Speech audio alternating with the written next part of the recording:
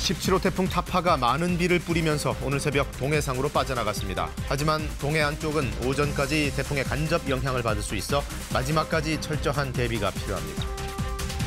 태풍 타파로 2명이 숨지고 수십 명이 다치는 등 전국 곳곳에서 인명피해가 속출했습니다. 농경지 20만여 제곱미터가 물에 잠기고 1만 6천여 가구의 전기 공급이 끊기는 등 침수와 정전도 잇따랐습니다. 어제 새벽 서울 동대문 제1평화시장에서 난 불이 건물 3개 동을 모두 태우고 23시간 만에 꺼졌습니다. 문재인 대통령이 우리 시각으로 오늘 새벽 미국 뉴욕에 도착해 본격적인 방미 일정을 시작했습니다. 문 대통령은 내일 오전 트럼프 미국 대통령과 9번째 정상회담을 할 예정입니다.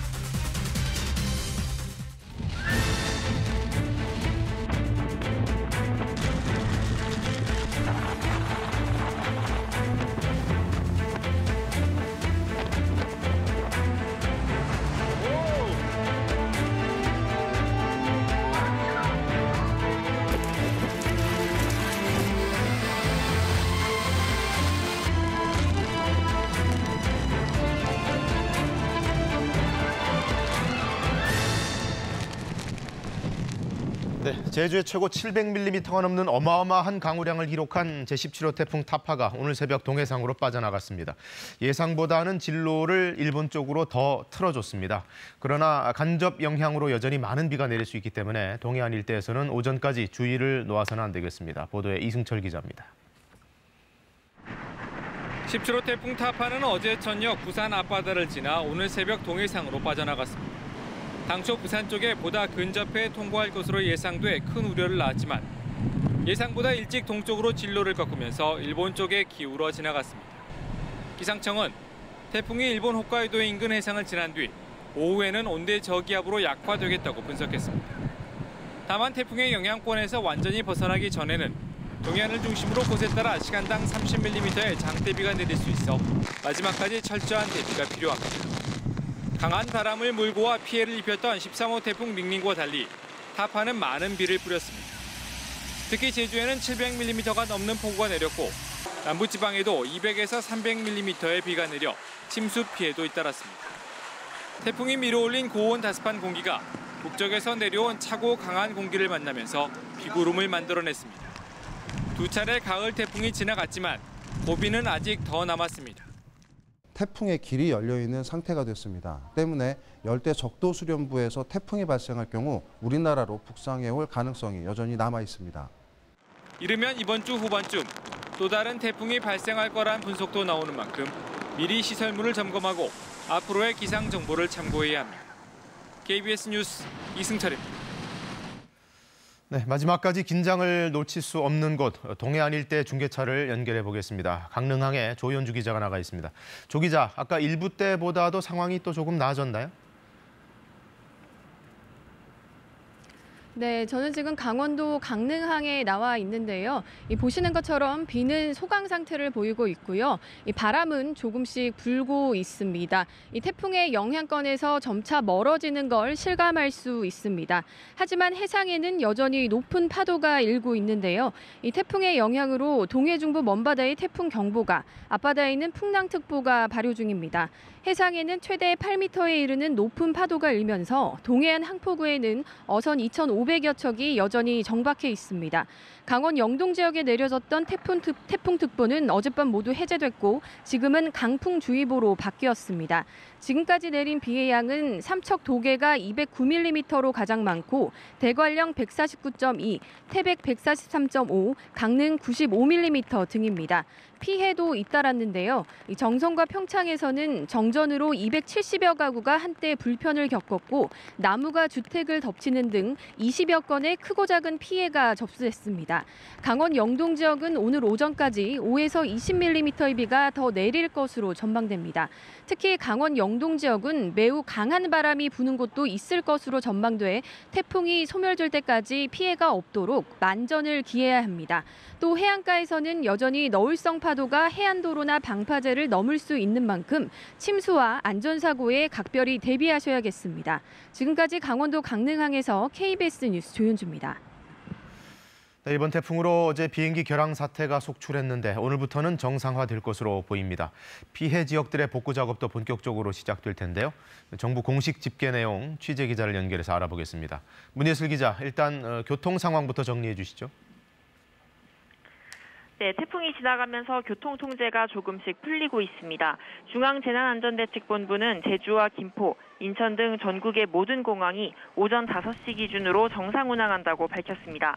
차량 통행이 금지됐던 도로 20곳은 울릉도와 부산 한 곳씩을 제외하고 8시부터 정상화할 예정입니다. 다만 여객선은 아직 28개 항으로 43척이 통제되고 있으니 이용 전에 확인하셔야겠습니다. 또 국립공원 20곳도 피해 복구를 마칠 때까지 출입이 금지됩니다. 지금까지의 정부 공식 집계를 보면 태풍으로 인한 인명피해는 부상 26명입니다. 전남 목포에서 교외의 벽면이 무너지며 지나가던 55살 여성이 크게 다쳤습니다. 또 교통 통제 중이던 경찰관 2명과 안전조치를 위해 출동한 소방관 1명이 다치는 등 25명이 경상을 입었습니다. 부산과 울산 등지에서 건물 붕괴 등으로 인한 사망 보고가 들어왔지만 행안부는 안전사고로 분류해 태풍 피해로 포함하지 않았습니다.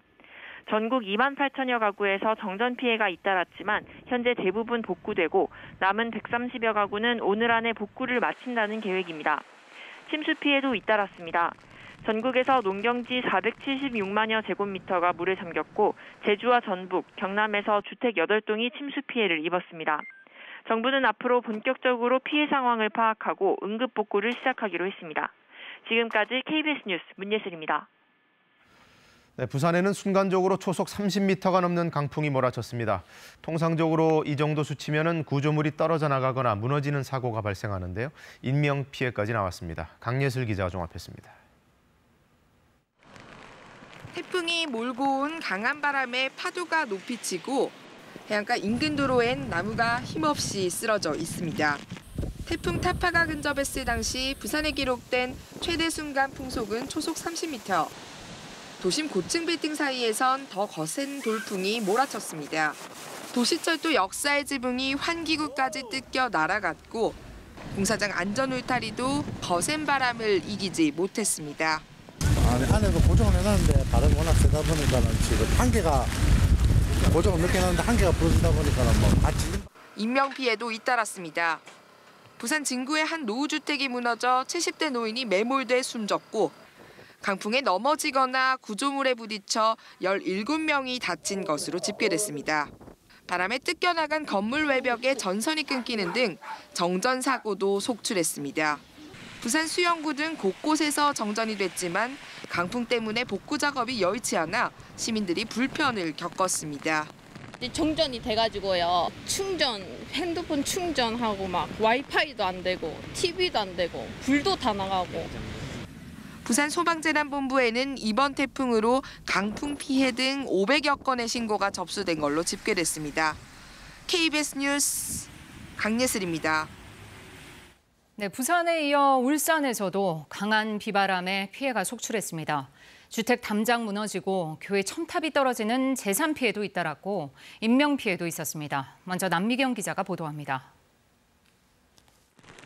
휘몰아치는 비바람에 건물 외벽 마감재가 금방이라도 떨어질 듯 휘청거리더니 이내 떨어지고 트럭도 힘없이 쓰러져 풀밭에 처박혔고 교회 첨탑도 바람이 꺾여 옆 건물 지붕 위를 덮쳤습니다. 길거리에 우산이 버려진 게 너무 많더라고요. 그리고 나무도 엄청 흔들리고 잎이 다 떨어져 있고. 간판을 고정시키려 119 대원이 고층 건물에 위태롭게 매달립니다. 가로수 수십 그루도 뿌리째 뽑혔고 이를 촬영하던 취재진도 몸을 가누지 못해 주저앉고 맙니다. 순간 최대 풍속 초속 45m 안팎의 강풍이 불면서 보시는 것처럼 몸을 가누기가 힘들 정도입니다. 해수욕장에는 요트 2척이 자초되고 도로 곳곳이 침수돼 통제되기도 했습니다. 울산대교도 양방향의 교통이 통제됐고 울산공항의 모든 항공기도 결항됐습니다. 인명 피해도 잇따랐습니다. 떠내려가던 어선을 인양하려던 선장이 의식을 잃고 숨졌고 교통 통제하던 경찰관이 버스에 부딪혀 큰 부상을 입었습니다. 3년 전 차바와 맞먹는 피해를 줄 것으로 우려됐던 태풍 타파는 당초 우려보다는 세력이 약했지만 울산에 크고 작은 생채기를 남겼습니다. KBS 뉴스 남미경입니다. 대구 경북 지역도 태풍 타파 영향권 아래 들었을 때 크고 작은 피해를 입었습니다. 빗길에 버스가 미끄러지면서 1명이 숨지고 10명 넘게 중경상을 입었습니다. 대구 경북 지역 피해 상황은 이재민 기자가 정리했습니다. 시외버스가 도로 밖 비탈면에 뒤집혀 있습니다. 고속도로에서 가드레일을 뚫고 10m 아래로 추락했습니다.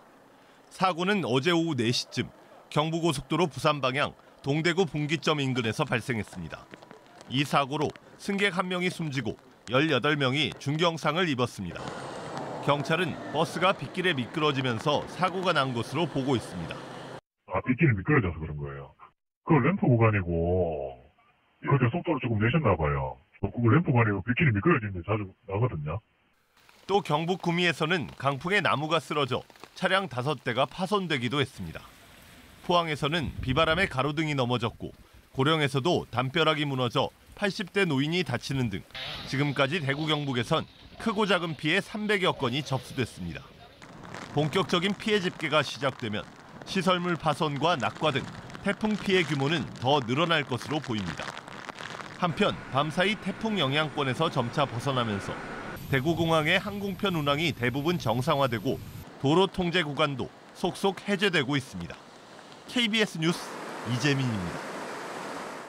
네, 태풍의 영향을 가장 먼저 받았던 제주 지역에는 그야말로 물폭탄이 떨어졌습니다.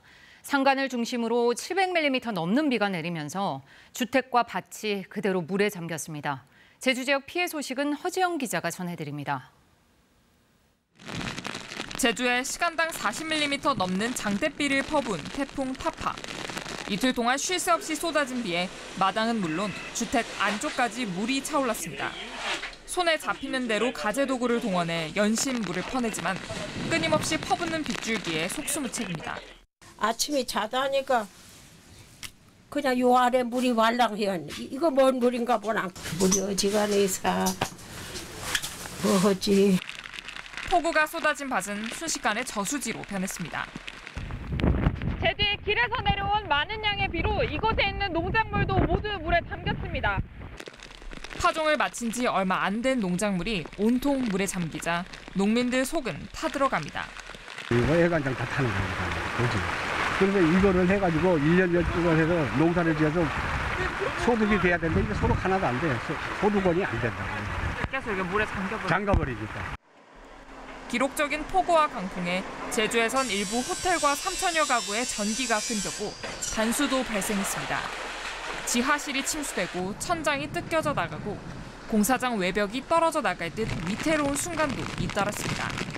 신호등과 간판, 공중화장실 지붕도 태풍의 위력을 견디지 못했습니다. 지금까지 제주도 재난안전대책본부는 피해 100여 건, 소방당국은 300여 건의 안전조치를 접수해 복구 작업을 이어가고 있습니다. KBS 뉴스 허지영입니다. 네, 울산, 대구 지역에 앞서 태풍 타파의 영향에 든 광주와 전남 지역서도 피해가 잇따랐습니다. 강풍에 창고 건물이 무너지고 체육관 유리창이 깨져서 이 지역서는 5명이 다쳤습니다. 최혜진 기자입니다. 창고 건물이 무너져 도로를 덮쳤습니다. 초속 40m가 넘는 강풍을 이기지 못하고 주저앉은 겁니다. 교회 종탑 외벽도 떨어져 나갔습니다. 벽돌 더미가 아래로 쏟아지면서 55살 여성이 크게 다쳤고 주차된 차량도 파손됐습니다. 현재 건물이 금이 가 있고 또 비바람이 많이 몰아치는 상황에서 벽돌이 떨어져가지고 초등학교 실내체육관 위쪽 벽면이 뻥 뚫렸습니다.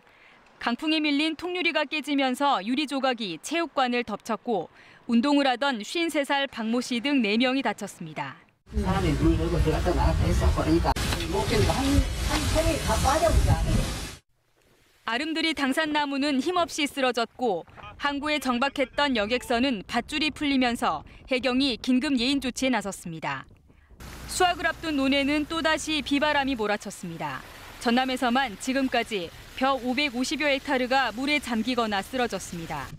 또 전남 지역 2천여 세대에 정전 피해가 발생했고 주택이 물에 잠기는 등 피해가 잇따랐습니다. KBS 뉴스 최진입니다. 가을 태풍 타파가 동해로 빠져나가면서 내륙 지역은 태풍의 직접적인 영향에서는 벗어났습니다. 기상센터 연결합니다. 베이지 캐스터, 태풍이 오늘 새벽 내륙은 일단 빠져나갔는데 해상에는 아직 영향을 미치고 있는 거죠? 네, 그렇습니다. 태풍특보는 모두 해제가 됐지만 여전히 동해상으로는 바람이 강하게 불면서 간접적인 태풍의 영향을 받고 있습니다. 태풍은 현재 독도 남쪽 약 140km 부근 해상에서 북상 중인데요. 오늘 오후 3시 무렵에는 열대저압부로 세력이 약해질 것으로 보입니다. 지금은 동해안 지역에 강풍주의보가 내려져 있고 그 밖에 해상으로는 풍랑특보가 발효 중입니다.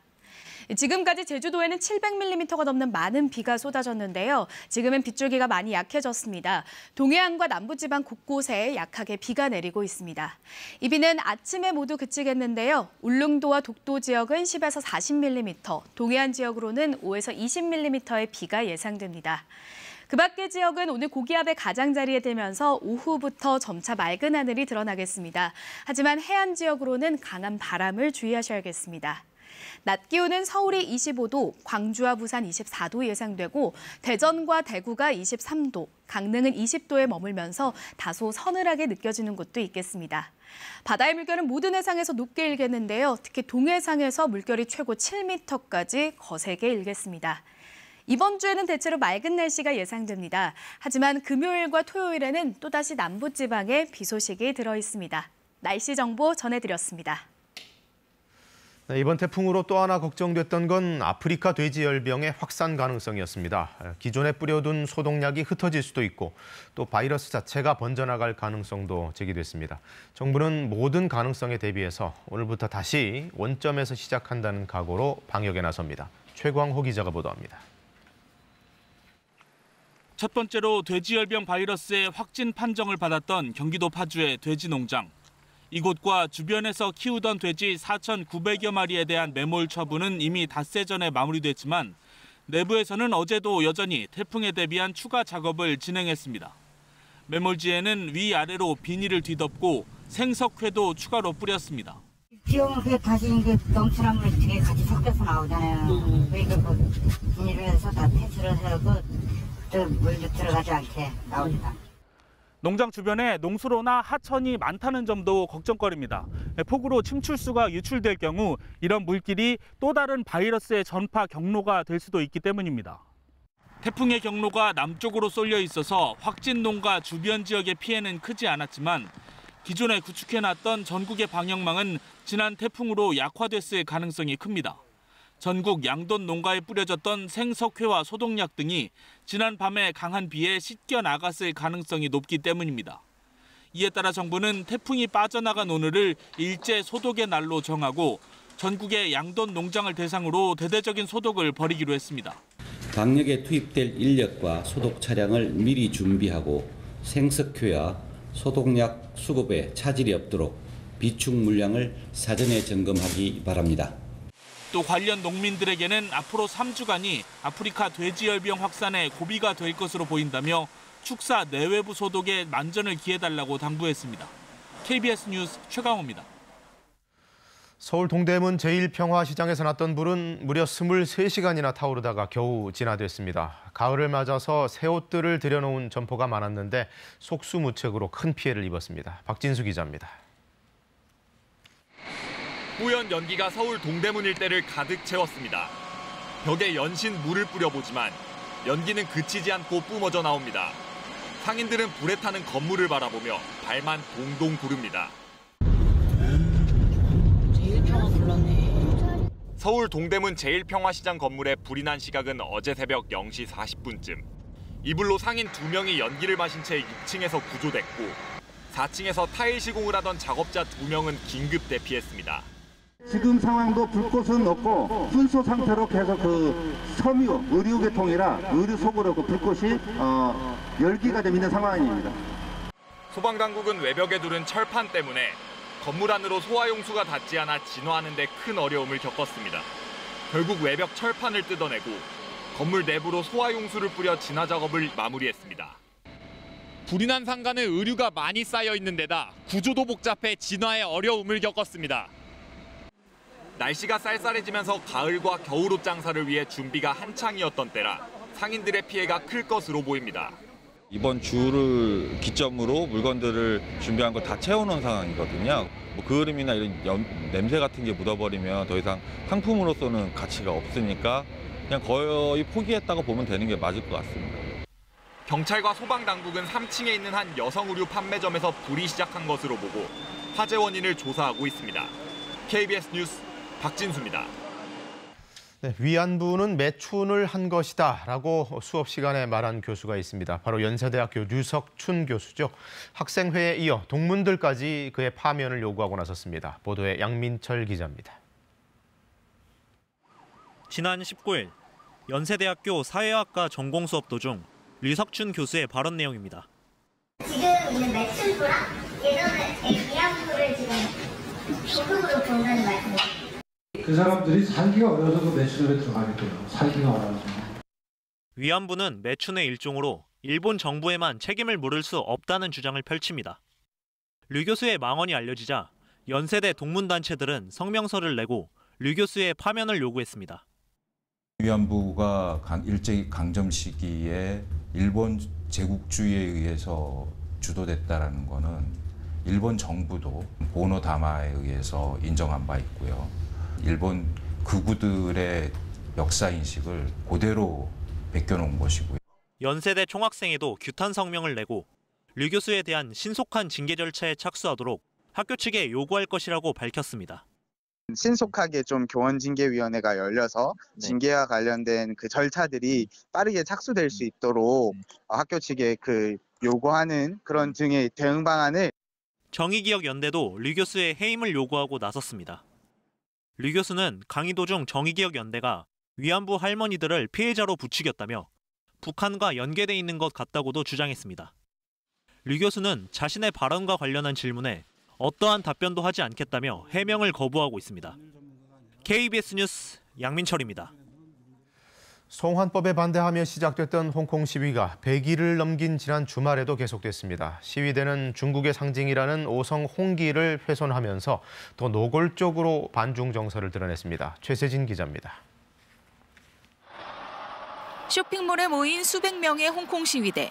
오성 홍기를 바닥에 내려놓더니 단체로 짓밟습니다.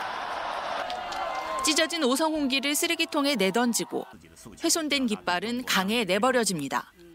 송환법 반대 시위 16주차인 지난 주말, 홍콩 시위대는 더욱 노골적으로 반중 정서를 드러냈습니다. 신중국 70주년 기념행사에 참석했던 홍콩 관리의 차량에 시위대가 몰려가 쇠파이프로 공격하기도 했습니다. 당초 공항 마비 시위를 예고하면서 홍콩 공항과 공항 가는 주요 길목에는 경찰이 대거 배치되는 등 하루 종일 긴장감이 감돌았습니다. 하지만 시위대는 공항에 오겠다고 해 경찰력을 분산시킨 뒤 쇼핑몰 등 무장 병력이 적고 사람이 많은 곳에서 기습적 산발 시위를 벌였습니다. 특히 많게는 수백 명씩 몰려다니며 지하철역의 표 자판기 등을 부숴 일부 역의 운영이 중단됐습니다. 시위대는 도로를 점거하고 불을 질렀고 경찰은 최루탄을 쏘며 해산에 나서는 등 양측 간 충돌은 여전히 격렬했습니다. 하지만 홍콩 정부가 송환법 철회를 선언하는 등 강원 양면 전략을 구사하면서 시위대 규모는 최근 수천 명 수준까지 감소하는 모습을 보이고 있습니다. KBS 뉴스 최세진입니다. 화성 연쇄 살인 사건의 용의자로 지목된 이모 씨는 25년 전 처제 살인 사건으로 구속됐을 때 이미 이 화성 사건과의 연관성도 의심을 받은 바 있습니다. 그런데도 경찰이 왜 당시에는 단서를 밝혀내지 못했던 건지 거기에 대해서도 궁금증이 높은데요. 진희정 기자가 알아봤습니다. 25년 전 청주에서 처제를 살해해 붙잡힌 화성 연쇄살인 사건의 용의자 이모 씨는 잔혹한 범행 수법에 고향이 경기도 화성이라는 점까지 더해져 당시에도 화성 사건과의 연관성을 의심받았습니다.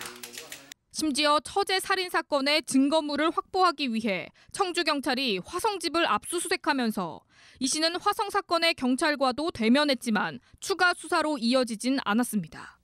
혈액형 등 당시 경찰이 염두했던 화성 범인의 단서에 이 씨가 부합하지 않는 데다 청주 사건의 증거를 확보하기도 쉽지 않은 상황이었기 때문입니다.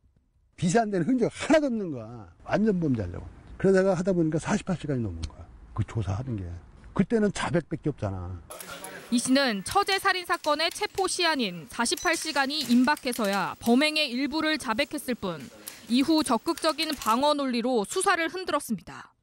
어머니에게 범행 현장인 집안을 태워달라고 부탁해 혹시 모를 증거물을 없애려 했고 재판에 이르러선 경찰의 고문으로 허위 자백을 했다며 발을 뺐습니다. 이후 DNA 분석으로 명백하게 확인된 성폭행 사실만 인정할 뿐 직접적인 증거가 없던 살인은 부인하고 나서면서 수사기관은 이를 입증할 증거 확보에 매달려야 했습니다. 결국 성폭행은 계획한 반면 살인은 우발적이었다는 대법원 판단을 이끌어내면서 모두 5번의 재판으로 애초 선고됐던 사형은 면했고 무기징역으로 감형에 성공했습니다. 판결 과정에서 좀 더 세밀하게 좀 들어갔었으면 우발적인 범행이 뭐냐고 계획적인 거야. 수면제 그렇게 했지. 응? 완전 범죄를 꿈꾸다가 눈앞에서 덜미가 잡힌 사건도 용의주도하게 빠져나간 이 씨. 30여 년 만에 새롭게 확보된 증거로 자신을 향한 화성 연쇄살인 사건에 어떻게 응답할지 관심이 쏠리고 있습니다. KBS 뉴스 진희정입니다. 네, 지난 1월 브라질에서는 270여 명이 숨지거나 실종된 광산 댐 붕괴 사고가 있었습니다. 역대 최악의 참사로 기록된 이 비극적인 사고, 역시나 인재였던 것으로 밝혀졌습니다. 광산업체가 댐이 무너지기 전에 무려 3번이나 댐이 안전하다는 허위 보고서를 만들었던 것으로 드러났습니다. 상파울루에서 이재원 특파원입니다. 지난 1월 브라질 미나스제라이스주 브루마징유에서 일어난 댐 붕괴 사고. 댐의 광산 폐기물과 진흙이 광산업체와 아랫마을을 덮쳐 249명이 숨지고 21명은 아직도 실종 상태입니다. Está em volta, que envolve essa tragédia, a gente sempre pensa, né? Não tem como não pensar. Você deita pensando, acorda pensando. 사고를 조사해온 브라질 연방 경찰은 댐을 관리해온 세계적 광산업체 발리와 감리업체의 임원과 엔지니어 등 13명을 기소했습니다. 혐의는 허위 보고서 작성입니다. 댐이 무너지기 전인 지난해 3차례에 걸쳐 댐의 구조 상태가 안전하다는 허위 보고서를 꾸미고 서명했다는 겁니다. 연방경찰은 댐 붕괴로 인한 비극은 막을 수 있었던 인재였다고 밝혔습니다. 앞서 광산업체 발리는 붕괴 사고에 따른 사망자와 실종자 1인당 약 2억 원씩 지급하기로 합의했습니다. 그러나 일부 피해자 가족들은 부양 가족에 대한 별도의 배상을 요구하며 소송을 제기하고 있습니다. 댐이 붕괴된 뒤 하류하천은 폐기물과 중금속 등에 오염돼 역대 최대 규모의 환경 재앙으로 보고됐습니다. 브라질 환경 전문가들은 복구 비용이 적어도 15조 원에 이를 것으로 추산하고 있습니다. 상파울루에서 KBS 뉴스 이재환입니다. 하늘을 찌르듯 높이 솟은 건물 44개가 화려한 전광판으로 변했습니다. 올해로 건국 70주년을 맞은 중국의 선전 지역에서 10월 1일 건국절을 앞두고 특별 조명쇼를 시작한 건데요. 텐진시도 도시 전체가 거대한 전광판이 돼서 색색깔 조명으로 물들었습니다. 애국심 고취를 위해 기획된 행사라는데 대륙의 스케일이 느껴지네요. 무대 위 멋진 군무에 이어 화려한 고난도 동무까지 흔들림 없이 해내는 청년. 그런데 자세히 보니 한쪽 다리 대신 목발을 짚고 있습니다. 11살 때 암 진단을 받고 왼쪽 무릎 아래를 절단한 남아프리카 공화국 부야니 무용극장 소속 댄서 무사 모타씨입니다. 프로축구 선수를 꿈꿨던 소녀는 좌절 대신 새 목표를 정했고 이젠 전 공연을 소화하는 핵심 댄서로 성장했는데요. 곧 미국 뉴욕에 진출한다는 모타 씨의 도전을 응원합니다. 지금 세계는입니다. 경남 진주에서 20여 명의 사상자를 냈던 조현병 환자 안인득의 범행 기억들 하실 겁니다. 그 사건을 계기로 중증 정신질환자 관리 문제라든가 또 경찰의 대응 등이 도마 위에 올랐는데요. 여전히 나아진 것은 없어 보입니다. 통제 밖에 놓인 환자로부터 폭행을 당하는 사례가 최근에도 있었습니다. 민정희 기자가 취재했습니다.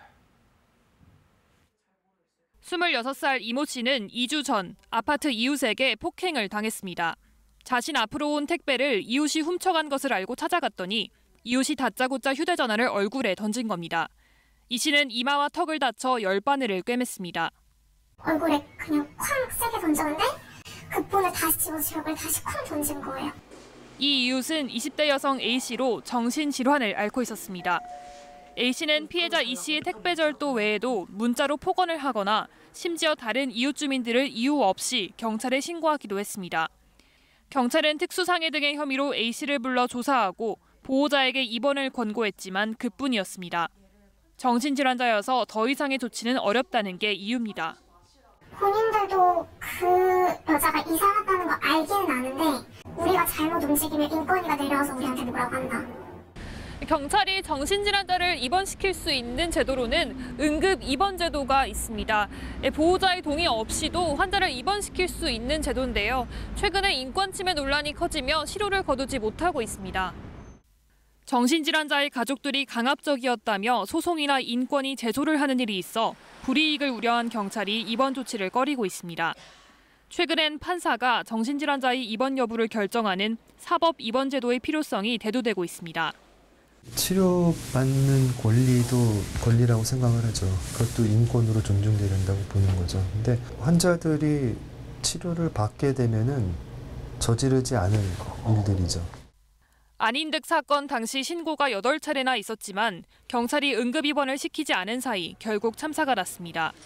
이후로도 달라진 게 없는 현실에 불안이 계속되고 있습니다. KBS 뉴스 민정입니다. 유네스코 세계유산으로 등재된 한국의 서원이 보다 체계적으로 보존 관리될 것으로 보입니다. 관련 특별법이 제정될 예정이고 또 북한에 있는 서원들에 대해서도 공동조사 작업이 추진됩니다. 이한희 기자가 취재했습니다. 영주 소수서원 앞에 비석이 세워졌습니다. 소수서원을 비롯한 9개 서원이 국내 14번째 유네스코 세계유산에 등재됐음을 알리는 비석입니다. 지난 7월 등재 이후 각 서원들은 늘어난 방문객들을 만나라 분주한 날들을 보내고 있습니다. 조선시대의 그 사회적인 보편적인 현상으로서 정리하기 그 손으로 인해서 많이 발전되었고, 한국의 서원은 지난해 한국의 산지 승원에 이은 국내 2번째 연속유산입니다. 각 서원이 가진 고유의 특성은 살리면서 통합 보존 관리를 원활하게 수행하기 위해 정부는 올해 안에 특별법을 제정합니다. 서원이 속한 9개 자치단체는 향후 조례 개정을 통해 통합 보존 관리에 필요한 인력과 예산 지원의 토대를 마련합니다. 등재되지 못한 국내 나머지 30여 개 서원은 물론 개성 승양서원, 평양 용곡서원 등 북한 서원에 대한 공동조사와 학술 교류도 추진합니다. 또 우리 서원의 모태인 중국 서원과 일본 서원과의 협력을 통해 서원 브랜드를 국내외에 알려나갈 계획입니다. 인성교육의 장이고 인류가 미래로 가야 될 방향을 바르게 제시했을 수 있는 그런 영감을 주는 아주 소중한 교육 유산으로. 소수서원은 내년 5월까지 서원 등재 기념 특별전을 엽니다. 다른 서원들도 실경 뮤지컬, 세대별 체험 프로그램 등 대중적 인지도를 높일 각종 교육 홍보 사업들을 진행할 예정입니다. KBS 뉴스 이한입니다. 우리 바다에서 만날 수 있는 토종 물고기들의 이야기를 흥미롭게 풀어낸 책이 나왔습니다. 또 김영란법을 탄생시킨 주인공이죠. 김영란 전 대법관도 책을 냈습니다. 신간 소식 문화부 김석 팀장이 보도합니다. 인류보다 더 긴 세월 동안 끝없이 진화를 거듭하며 드넓은 바다를 터전으로 살아온 존재들. 지구 생물의 80%가 바다에서 살지만 우리가 그 존재를 아는 건 고작 1%. 지금도 저 깊은 바닷속에선 수많은 생명체가 꿈틀거리며 우리 인간에게 말없는 신호를 보내고 있습니다. 30년 동안 한반도 토종 물고기를 연구해온 저자가 구성지게 풀어낸 바다생물 이야기입니다. 우리가 미처 몰랐던 신비로운 바닷속 생명체들의 삶을 통해 자연을 마주하는 인간의 책임이 뭔지 진지하게 돌아봅니다. 대한민국 최초의 여성 대법관. 그보다 자신의 이름을 딴 법으로 더 널리 알려진 김영란 전 대법관이 새 책을 들고 독자들을 찾아왔습니다. 가습기 살균제 사건, 과거사 재심과 삼성 엑스파일 사건 등 우리 사회를 떠들썩하게 했던 대법원 판결의 의미와 쟁점을 짚었습니다. 그러면서 판결이 우리 사회를 더 정의롭게 만들었는지 묻습니다. 다양한 생각을 해보게 하는 것, 뭐 이런 데다 좀 중안점을 두고 써봤습니다. 30여 년 동안 1000여 권에 이르는 책을 만들어 세상에 내보낸 출판인이 들려주는 책에 관한 내밀하고도 다채로운 이야기입니다. 책이 마냥 좋아 책을 만들었고 그래서 힘들어도 출판의 꿈을 접을 수 없다는 저자의 독서 편력이 생생하게 담겼습니다. KBS 뉴스 김석입니다.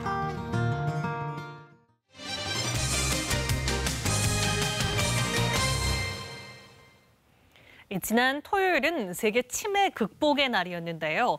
빠른 고령화에 따라 치매 환자는 급증하는데 관련 시설들은 턱없이 부족합니다.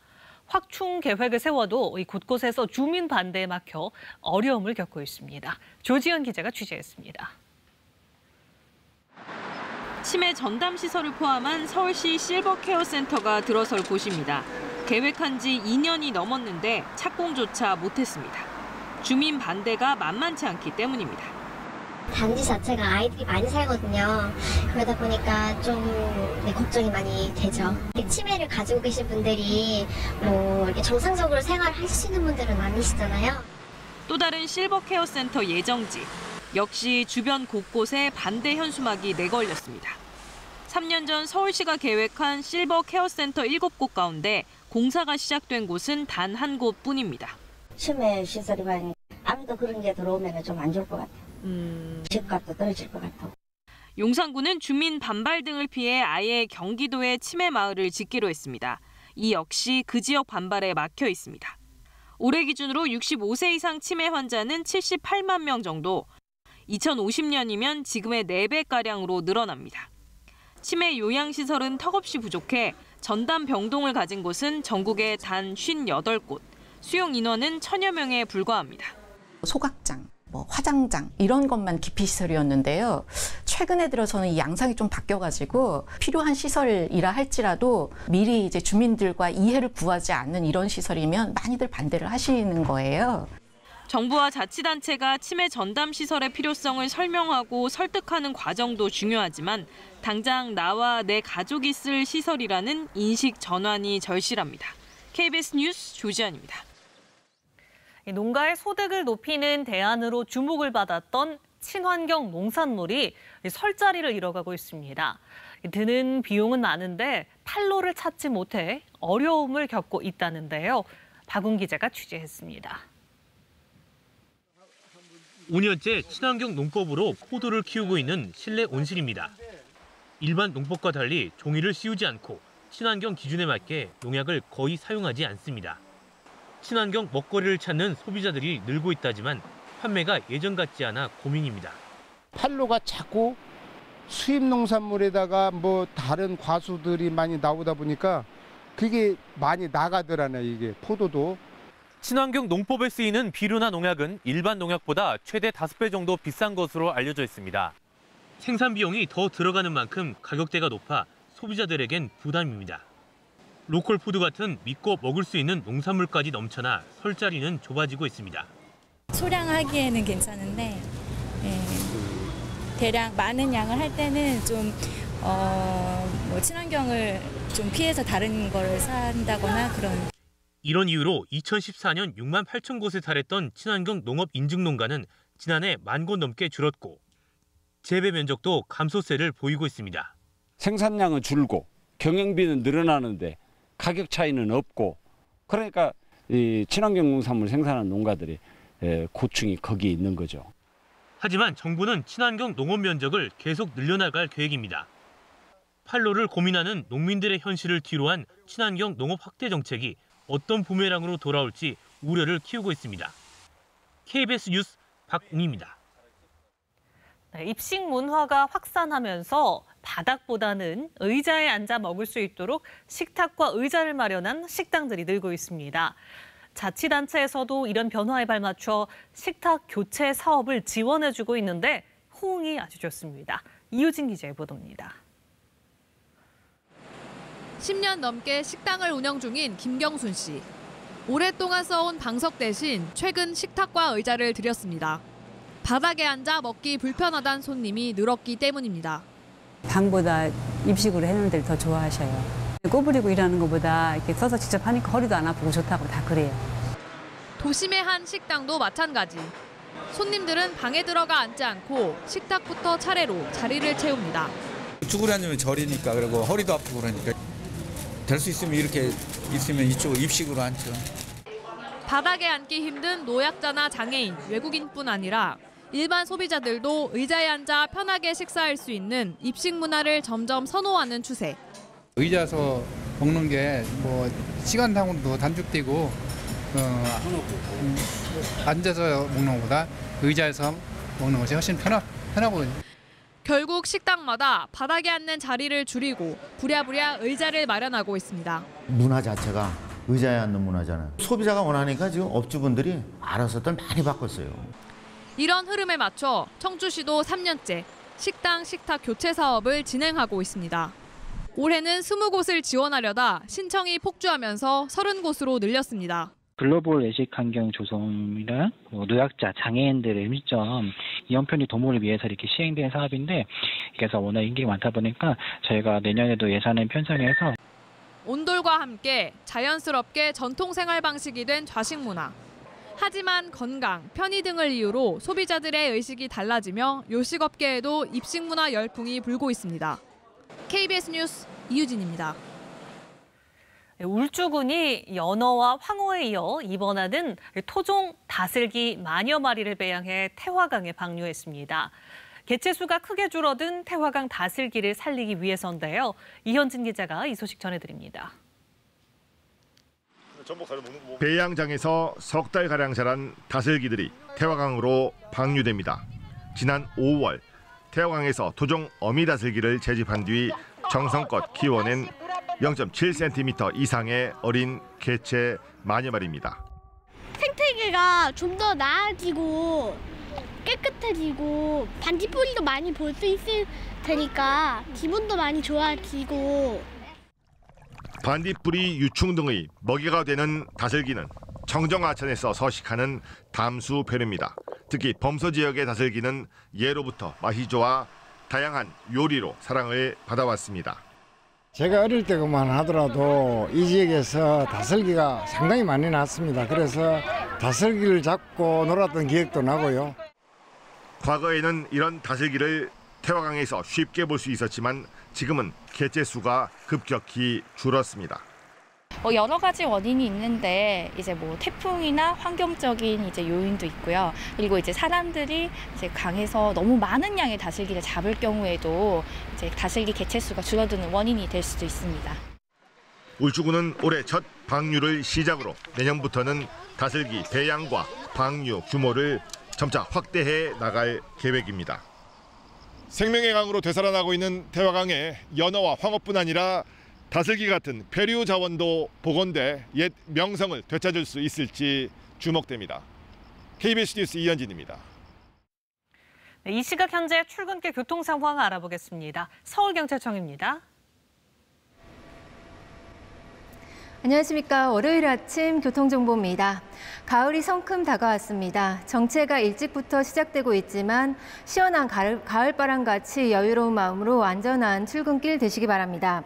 올림픽대로 하남 방향 행주대교에서 한강대교까지 긴 구간 지차 정체며 강변북로 역시 구리 방향으로 방화대교 이전부터 한강대교 이후까지 더딘 운행 보이고 있습니다. 내부순환로 성산 방향 영일램프에서 성산대교 진출로 지날 때까지 속도 떨어지며 국회대로 여의도 방면 영등포구청 근처 신호대기 행렬 길어지는 모습입니다. 도봉로 삼양동 입구 사거리에서 미아 사거리 사이 드문드문 서행 있으며 왕산로 신설동 사거리 이전부터 동묘암역 사거리 지날 때까지 신호대기 몇 번씩 받고 있습니다. 이어서 교통통제 및 혼잡 예상 정보입니다. CJ 대한통운 본사 앞에서 낮 12시 30분부터 오후 2시까지 집회가 예정돼 있어 주변 혼잡이 예상되며 올림픽대로 노량대교에 밤 10시부터 내일 새벽 6시까지 유지보수 공사로 양방향 부분 통제될 예정이니 참고하시기 바랍니다. 교통정보였습니다.